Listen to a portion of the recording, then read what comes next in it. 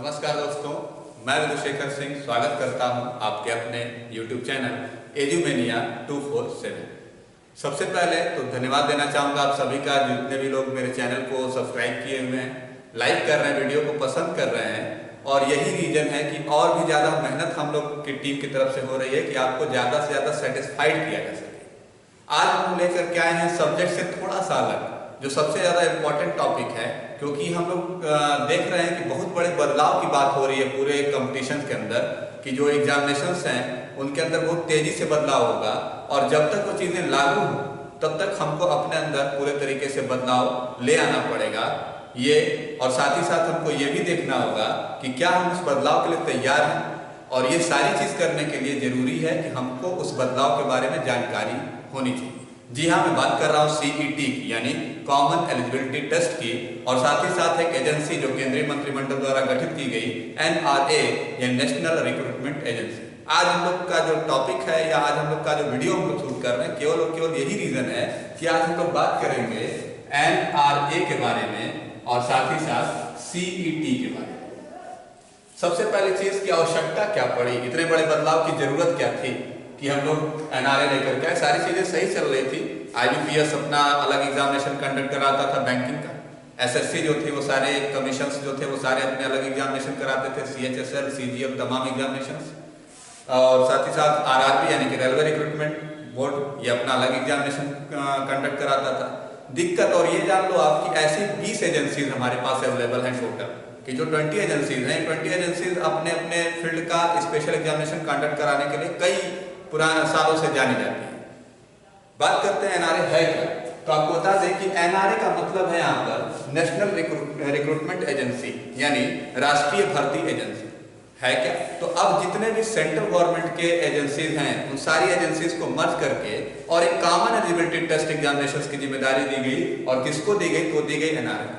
अभी हाल ही में एक दिन निकल करके आई कि हमारे केंद्रीय मंत्रिमंडल प्रधानमंत्री की अध्यक्षता में एक नई एजेंसी गठित की है जिसका नाम NRA है। और NRA करेगी क्या, तो कहा गया कि CET का आयोजन करेगी, यानी कॉमन एलिजिबिलिटी टेस्ट। अब इसके अंदर है क्या, तो इसके अंदर होगा क्या कि आप चाहे IBPS, फिलहाल तो 3 एजेंसीज की बात की गई है, IBPS, दूसरा नाम लिया गया आपका SSC का, और तीसरा नाम लिया गया आपका RRB का। इन तीनों एजेंसीज में अब तक क्या होता था, तो अब तक प्री एग्जामिनेशंस, मेंस एग्जामिनेशंस और साथ ही साथ कई एग्जामिनेशंस में पर्सनल इंटरव्यू के साथ साथ डिस्क्रिप्टिव के लिए एग्जामिनेशन। अब होता क्या था कि लड़का वहां से बढ़ जाता था, कि जो बच्चा बैंक की तैयारी करने वाला था तो बैंक के प्री का पैटर्न दूसरा था और SSC के प्री का पैटर्न दूसरा था। नतीजा कि बैंक की तैयारी करने वाला बच्चा SSC की तैयारी नहीं कर सकता था या उसका पैटर्न चेंज हो जाता था। अब किया क्या गया कि इन सारे एजेंसीज के जो प्री के एग्जामिनेशंस हैं, उसी प्री एग्जामिनेशंस को एक नया नाम दिया गया और बोला गया common eligibility test. Common eligibility test होगा क्या, तो कहा गया कि प्री के एग्जामिनेशंस में क्लियर कर लिया जाएगा कि कितना लड़का CET क्वालिफाई है, और CET के स्कोर के आधार पे उसको अलग अलग एजेंसी यानी IBPS डायरेक्ट मेंस में बैठाएगा, SSC अपने यहाँ डायरेक्ट मेंस में बैठाएगी, और RRB भी अपना जो प्रोसीजर अगला मेंस का होगा उसके अंदर डायरेक्ट बैठाएगी। यानी आपको पहले CET क्वालिफाई करना पड़ेगा। अब हम लोग देखते हैं कि इसके अंदर है क्या। तो आपको मैं एक डेटा बता देता हूं कि हमारे यहाँ पर लगभग टोटल टेस्टिंग एजेंसीज हैं कितनी, तो टोटल टेस्टिंग एजेंसीज हमारे यहाँ पर 20 हैं। साथ ही साथ हमारे यहाँ पर 2.5 करोड़ से 3 करोड़ बच्चा जो है वो एक वर्ष में तैयारी के लिए फॉर्म भरता है, और भर्तियां कितनी होती हैं, तो लगभग 1.5 लाख प्रति वर्ष।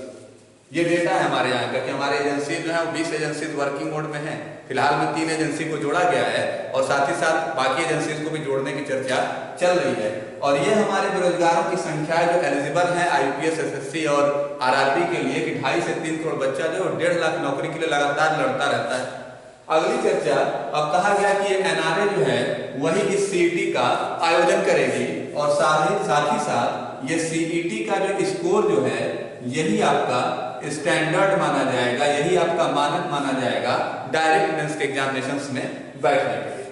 ध्यान क्या देना है कि ये CET किसके लिए होगी, तो ये CET होगी ग्रुप B और ग्रुप C के जितने भी नॉन टेक्निकल पोस्ट हैं, ग्रुप B और ग्रुप बी के जितने भी नॉन टेक्निकल पोस्ट हैं उनके लिए कॉमन एलिजिबिलिटी टेस्ट का आयोजन किया जाएगा। दूसरी चर्चा की क्या साल में अगर हम एक बार चूक गए तो क्या फिर हमको आगे फिर सीईटी देना पड़ेगा, या अगर हम एक बार सीईटी में पास हो गए तो अगली बार मेंस में बैठने के लिए फिर से सीईटी देना होगा। तो ये चीज आप दिमाग में रखिएगा कि सीईटी जो है यानी कॉमन एलिजिबिलिटी टेस्ट है, ये कॉमन एलिजिबिलिटी टेस्ट यानी सीईटी का आयोजन कहा जा रहा है कि साल में एक बार या 2 बार किया जाएगा। यानी ये एग्जाम में बैठने को आपको 2 मौका मिलेगा एक वर्ष के दौरान। अब तक क्या था कि आप कई एग्जामिनेशन में बैठते थे और सबका प्री अलग क्लियर करते थे, मेंस अलग क्लियर करते थे। अब एक बार आप सीईटी क्वालिफाई कर लोगे, साल में एक बार या 2 बार आपको एग्जाम देना होगा।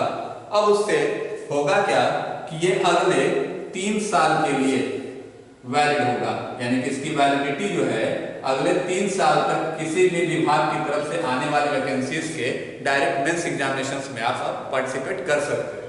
साथ ही साथ अब इससे फायदा क्या है? पहली चीज तो इस बदलाव को निगेटिव नहीं लेना है कि सीईटी आ जाने की वजह से पूरा पैटर्न चेंज हो गया या मेरी अब तक की पूरी तैयारी खत्म हो गई, तो ऐसा कुछ नहीं है। सिलेबस मिलता जुलता ही रहेगा और कोशिश की जाएगी कि आईबीपीएस, एसएससी और आरआरबी तीनों के प्री के सिलेबस को मिलाकर के कॉमन सिलेबस बनाया जाए, जिससे विद्यार्थियों को बहुत ज्यादा परेशानी न हो। फायदा क्या है?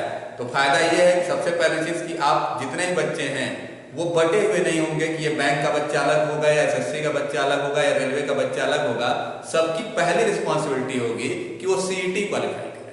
सीईटी जैसे ही क्वालिफाई करेगा तब वो बच्चा बटेगा, क्योंकि वो सीईटी क्वालिफाइड है तो अब अगले 3 साल तक उसको सीईटी दोबारा नहीं देना है। दूसरा सबसे बड़ा फायदा क्या है कि सेंटर जो इस पढ़ेंगे वो सेंटर हर डिस्ट्रिक्ट में पढ़ेंगे, यानी जितने भी जिले हैं उन सभी जिलों में सेंटर दिए जाएंगे, जिससे बेरोजगार विद्यार्थियों का रहने का खर्च, आने जाने का खर्च, रुकने का खर्च या तमाम इस तरीके की। दूसरी चीज कि जितने फॉर्म आते हैं एक ही स्टूडेंट हर फॉर्म को भरता है। आईबीपीएस के लिए भी अलग से 600 से 700 रुपया खर्च करेगा, आरआरबी आएगा तो भी 500 रुपया खर्च करेगा, एसएससी आएगी तो भी 100 रुपया 200 रुपया खर्च करेगा।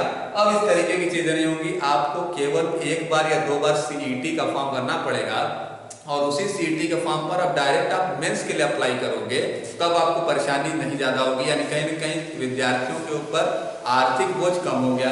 क्यों?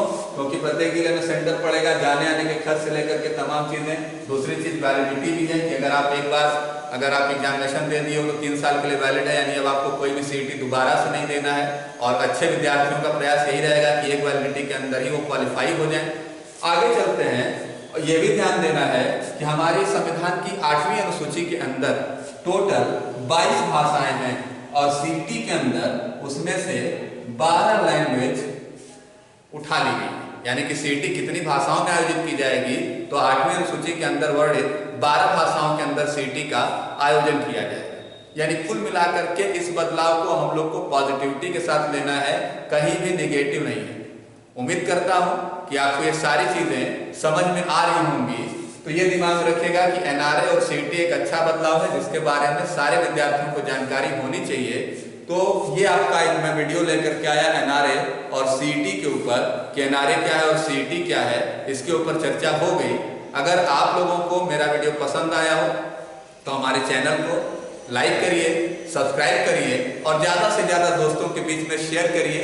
हमारे साथ बने रहने के लिए धन्यवाद।